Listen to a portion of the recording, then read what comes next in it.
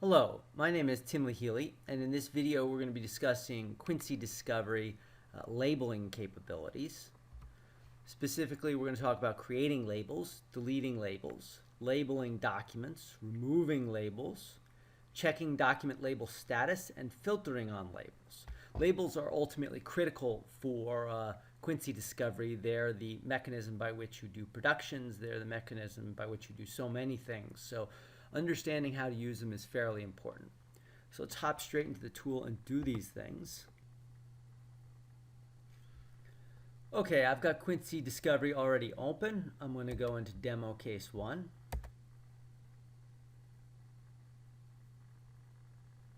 Let's filter on documents. Immediately you can see the grid. And you can see that there's a label ID column, which will show you labels applied to any given document. If you're not seeing the label ID column, it may be farther to the right on your system, or perhaps you've moved around columns or something like that, or adjusted. If you come back to the general, which sometimes requires toggling on documents and then back to general, you can get back this label ID column.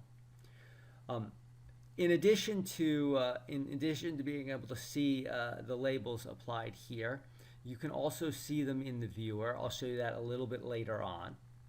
But for right now, let's stay in the grid. Okay, if you want to see all the labels available in the system, you can right-click on the grid and come to Labeling Options. There are 3 different standard labeling options. There's selected. You want to label the selected documents, the checked documents, or the filtered documents. Just to be clear, these 4 records would be selected. So if I go and choose now selected, I'm going to label those 4 documents. These 2 documents would be checked. So if I now go to label and do checked, I'd be labeling these 2 documents.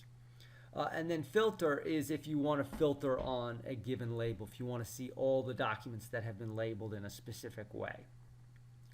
But let's start out with just going to checked.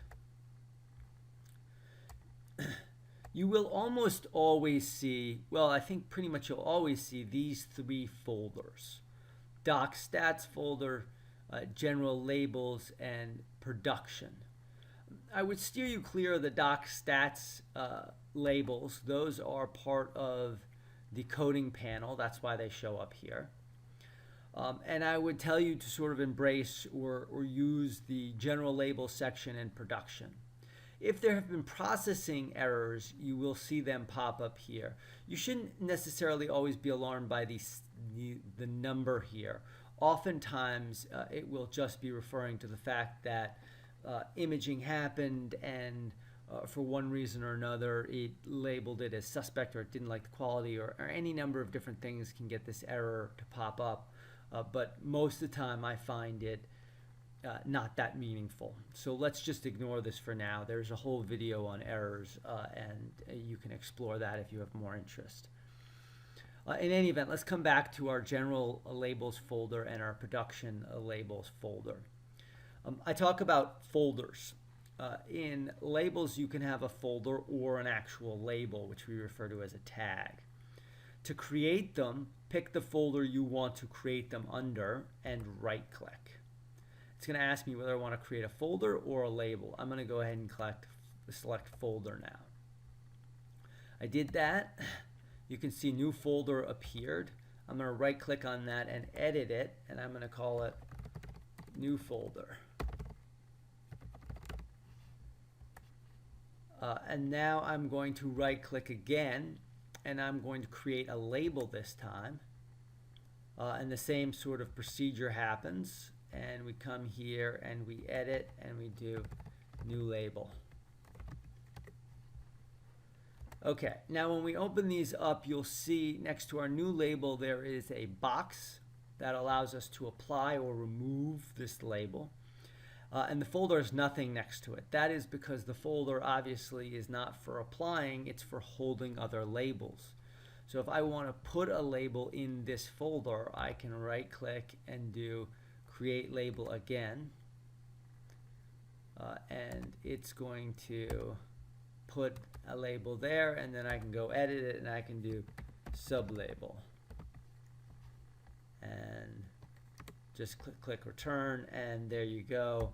Now we should have the sublabel underneath the new folder and the new label sort of adjacent to the new folder. Okay, so let's get to applying. There are 3 states a label can have. It can be dash here. That means you don't want to do anything. You're not rendering opinion on this label. You don't want to apply it or remove it. It can be positive, check. That means you're going to apply it. And it can be empty. That means you're going to remove it. So since it's not applied here yet, let's go ahead and apply it. Oops. Click apply.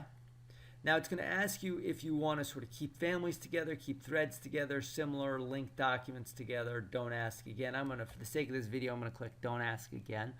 But I would say most people find great use from the keep threads together. That will keep an email with its attachment with its parent, things like that, if you want to label those all together. But let's just move on from that. When I clicked OK, you see the labels appeared here in the bottom. You got new label there, and then if I open this a little bit better, I've got new label there as well. But also I want to draw your attention to this red. This red appears anytime you do a labeling job, because the first thing it does is it applies the labels locally. Only after it's applied the labels locally does it go apply them to the database. So there's a split second when the grid is technically out of sync with the database. And so this red just warns you that that might be the case. You can always come here and click refresh and you see my labels are now permanent. The red is gone. There's no sync issue. It's right in sync. Now let's go ahead and try the selected method, and we'll remove these 2 labels. So we've sort of done everything. Okay, there we go. And I'm going to come to labels and selected. Okay, and now I'm going to remove this label. Just going to go click apply again. Same thing happens. It applied it locally to our 2 records. I got the red bar here. I can go ahead and click, and yep, I'm where I want to be. The other thing that's worth noting is there are times when you'd want to do large labeling jobs. You only have 10 items in your grid ever, so you can only really check 10 items at once. I mean, you can go next and next and next and keep checking, but if you want to label 1,000 documents, that's just not productive. Maybe you've entered a search and you have a bunch of documents. In this case, we've already filtered on the docs, right? So let's label all our text documents. So I'm going to go ahead and click select here. And now I've got all these text documents, and I don't care about these, so I'm going to label them. Let's pretend I'm labeling them all irrelevant or just text or something, whatever. To do that, I right click and I come to checked. Now notice nothing is checked. If nothing is checked and I go to checked, it will apply the following logic. If any filter is applied, apply the label to all items contained represented by that filter. So in this case, it will be all these 100 and, oh, excuse me, it will be, yes, this 1,178 text documents. So let's go ahead and apply. It says, gives me a warning because it sees I'm doing a lot of documents. I say, okay, yeah, this is what I intend. Now this red filter actually becomes a little bit more relevant because I'm tagging 1,178 documents.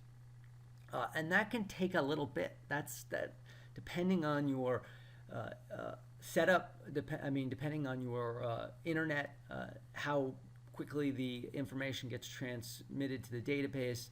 It's worth giving a job like this, you know, a couple twiddle of the thumbs, if you will. It's still computer speed, so it's fast, but a couple twiddle of the thumbs is worthwhile. It will also tell you when the tagging job is done. See, it says tagging job done. The only reason not to necessarily wait for that is that cycles, I think, once every 30 seconds or something, and maybe the job only takes 15, so occasionally I get frustrated and just want to find out right away. But look, I clicked for refresh, and label new label is adequately applied to all my documents. Okay, so let's go to the other place we can see labels, and that is right here in the left. Anytime you select on any document, it will pop up and it will tell you here in the tagging pane what labels have been applied. You can see the new label, and you can see the job 813. And if we come back to our grid and just scroll to the right on this one, you can see that matches perfectly what's been applied to this document. Oftentimes in Quincy Discovery, we have this view in front of us, and we're navigating next document using this button. So let's just go to the next document now, and let's say I've viewed this document. This new label is no longer, it's just not appropriate for this document. I'm going to remove it. That's all you have to do, is just click off that button and it has been removed. If we now go back to the grid, you're going to see that red is there, and that label has been removed from this record. We can, of course, refresh our grid to confirm it's in sync with the database. We don't need to do that. But all we needed to do, as you saw, was just sort of check that item. If we want to put sublabel there, we can go ahead and do that also, and sublabel will appear.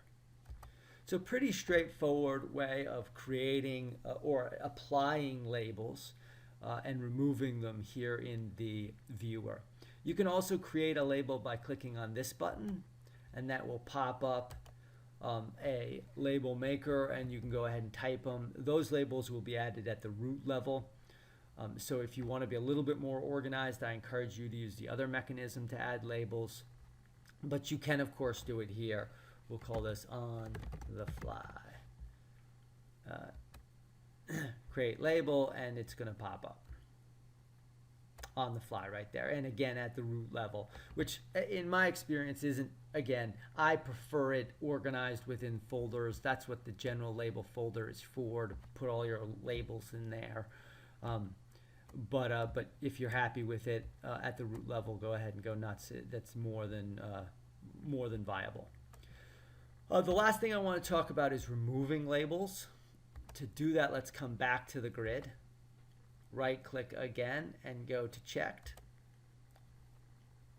On the fly, I can just click on it and I can just click delete. That's simple. It's going to ask you, it says this action can't be undone. You're not going to be able to get it back. If you've labeled a bunch of stuff, it's sort of final. But if you're comfortable with that, you can go ahead and click that, and then it's gone. That's really all I wanted to show you for labels. Labels do show up in a lot of areas in the product, so I encourage you to understand them, play with them, but they are still relatively straightforward and simple, so I think you'll have an easy go of it. Anyway, that's all I wanted to accomplish in this video, and I hope that was helpful.